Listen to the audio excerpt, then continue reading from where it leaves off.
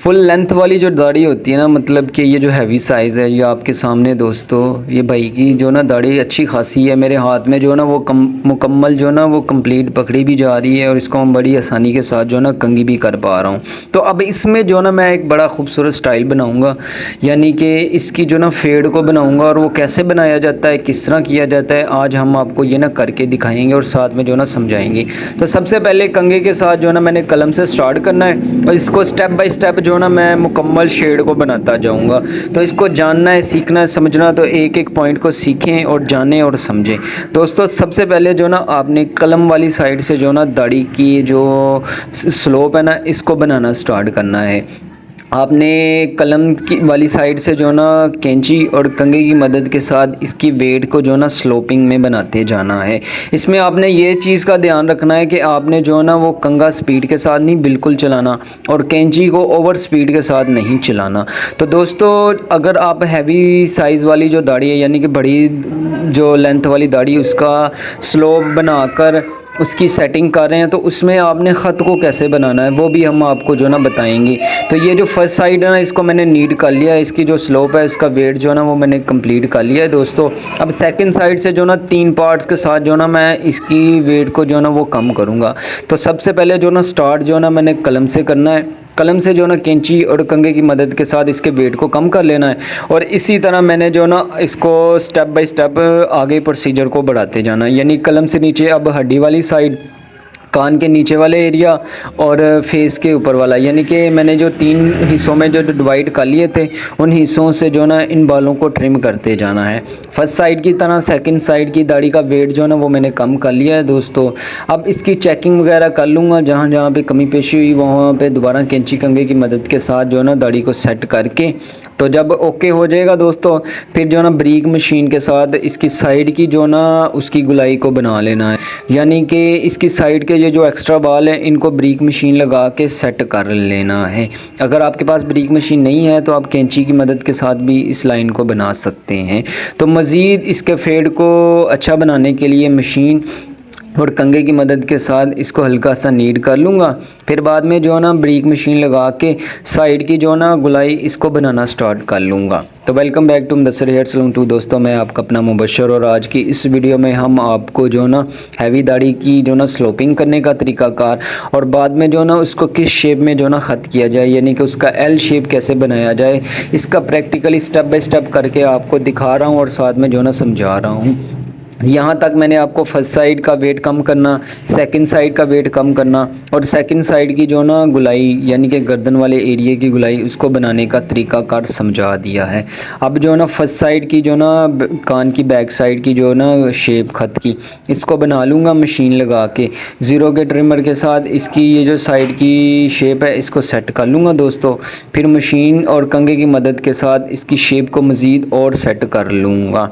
तो जब मशीन और कंघे की मदद के साथ इसकी शेप को सेट कर लूँगा, तो फिर मैंने जो ना ब्रीक मशीन लगा के इसकी लाइन को और नीड कर लेना है। तो उम्मीद करता हूँ दोस्तों यहाँ तक आपको वीडियो पसंद आई होगी। अगर पसंद आई है, हमारा चैनल भी आपको पसंद आया, तो इस मतलब लाजमी कमेंट कीजिएगा और चैनल को लाजमी सब्सक्राइब कीजिएगा। तो जब हम गर्दन वाले एरिए पे जो ना ब्रीक मशीन लगा के इसकी लाइन को सेट कर लेंगे, जैसे हमने सेकंड साइड की शेप को सेट कर लिया था ब्रीक मशीन लगा के, यानी कि गर्दन वाले एरिए पे जो ब्लेड लगा के इसको नीट करना है, उस एरिए को हमने जो ना ब्रीक मशीन लगा के रीड कर लिया था। तो अब इसी तरह हमने जो ना फर्स्ट साइड की जो ना शेप को सेट कर लेना है। फिर हमने जो ना कान की बैक साइड के जो बाल हैं उनको भी मशीन लगा के जो ना सेट कर लेना है। तो जब टोटली हम साइड की जो ना शेप को मुकम्मल सेट कर लेंगे दोस्तों, तो ये हमारा जो ना फर्स्ट स्टेप वो कंप्लीट हो जाएगा, जिसमें जो ना दाढ़ी को सेट करना होता है और ये जो गर्दन वाले एरिए की जो शेप है इसको बनाना होता है दोस्तों। तो यहाँ तक हमने आपको जो ना हाफ काम जो है ना वो कंप्लीट करके दिखा दिया है। अब ब्रीक मशीन की मदद के साथ जो बाल खड़े हैं इनको हम ट्रिम कर लेंगे। जब हम ब्रीक मशीन लगा के अच्छी तरह मुकम्मल दाढ़ी के ऊपर के ये जो बाल खड़े होते हैं इनको ट्रिम कर लेंगे दोस्तों, तो फिर हमारा इससे आगे जो ना प्रोसीजर स्टार्ट हो जाएगा। इससे आगे का जो प्रोसीजर है वो हमने कलम की मिक्सिंग करनी है। यानी कि अगर भाई बिलफर्ज इस भाई ने जो ना ब्रीक मशीन लगा के साइडों की जो ना कटिंग वगैरह करवाई हुई है, तो उसके मुतालिक मैंने पहली वीडियो अपलोड कर दी है कि आपने जो ना ब्रीक मशीन लगा के इसके लो फेड को कैसे मिक्स किया जाए, तो उसको भी लाजमी वॉच कीजिएगा और इस वीडियो को यहाँ तक देख शुक्रिया दोस्तों। अब बारी आ गई है दाढ़ी को अच्छी तरह नरम करके, पहले पानी के साथ फिर जेल लगा के, तो अब हम जो ना आपको एल शेप ख़त करने का तरीक़ाकार समझाने वाले हैं। तो इसमें सबसे पहले पानी लगाया जाता है, फिर जेल की मदद के साथ मज़ीद बालों को नरम कर लिया जाता है।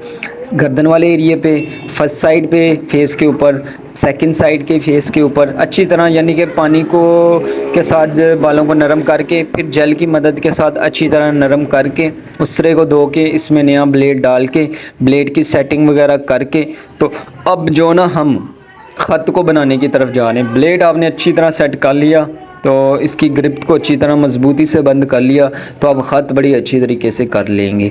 तो हमने अच्छी तरह ब्लेड की सेटिंग कर ली है, तो अब कलम वाली साइड से जो ना एल शेप को बनाना स्टार्ट करना है हमने। सबसे पहले इसकी नॉर्मल सी जो कलम की चौड़ाई उसको कम करेंगे, उस तरह की फ्रंट वाली नोक की मदद के साथ चौड़ाई को कम करना हमने स्टार्ट कर लेना दोस्तों। इसमें जो ना स्किन को खिंचाव में रखते हैं और उस तरह को छोटे छोटे पार्ट्स में चलाकर मुकम्मल जो ना ख़त का प्रोसीजर स्टार्ट कर चुके हैं। तो कलम को हमने जो ना नॉर्मल सा इसकी चौड़ाई को कम कर लेना है, फिर हमने इसको यहाँ से जो ना एल शेप में जो ना तब्दील कर लेना है। इसमें हम जो ना उस तरह की फ्रंट वाली नोक, उस तरह की मुकम्मल यानी कि सेंटर वाला पोर्शन और बैक साइड की नोक, फर्स्ट साइड पे भी हमने इसी तरह चलाना है और इससे आगे यानी कि उस तरह की फ्रंट वाले एरिया से भी हमने उस शेप को बनाना है और उस तरह की साइड को चेंज करके उस तरह की फ्रंट वाली नोक और मुकम्मल जो ना उस तरह चला के, यानी कि इसके दो तरीक़ेकार होते हैं। एक कलम की जैसे हम चौड़ाई को कम करते हैं उस तरह ब्लेड चलाया जाता है, और दूसरा तरीक़ाकार ये जो मूँछों के ऊपर हम सेटिंग करते हैं ब्लेड लगा के, इस तरीके के साथ जो ना इन दो तरीक़ों के साथ जो ना मुकम्मल एल शेप में जो ना उस तरह चलता है दोस्तों।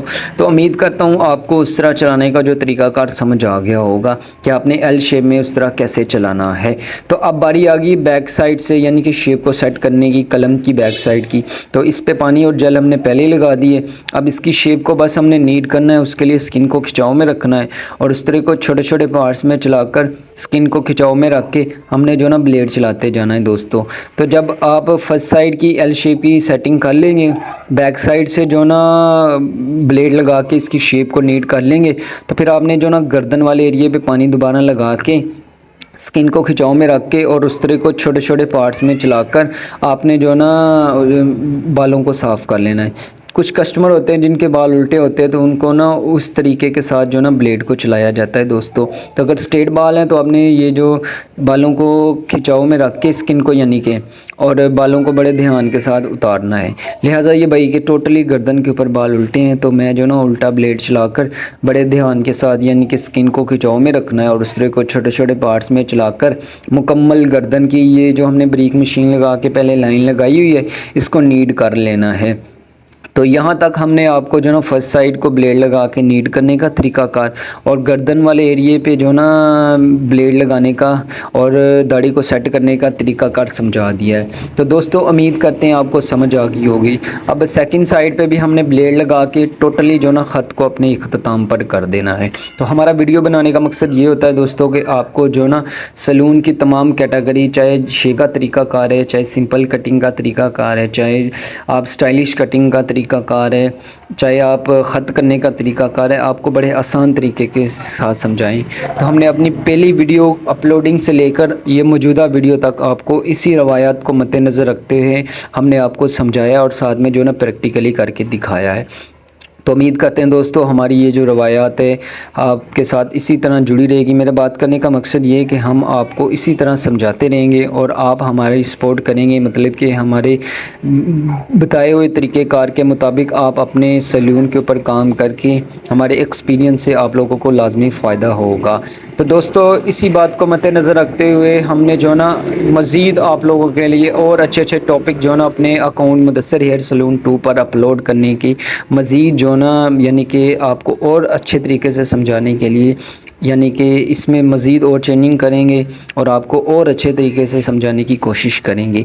तो जब हम फर्स्ट साइड नीट कर चुके हैं, सेकंड साइड पे ब्लेड लगा के इसको नीट कर चुके हैं, तो अब गर्दन वाले एरिए पे ब्लेड लगा के तो हमारा टोटली जो ख़त जो है ना वो अपने इख्तिताम पर पहुंच गया दोस्तों।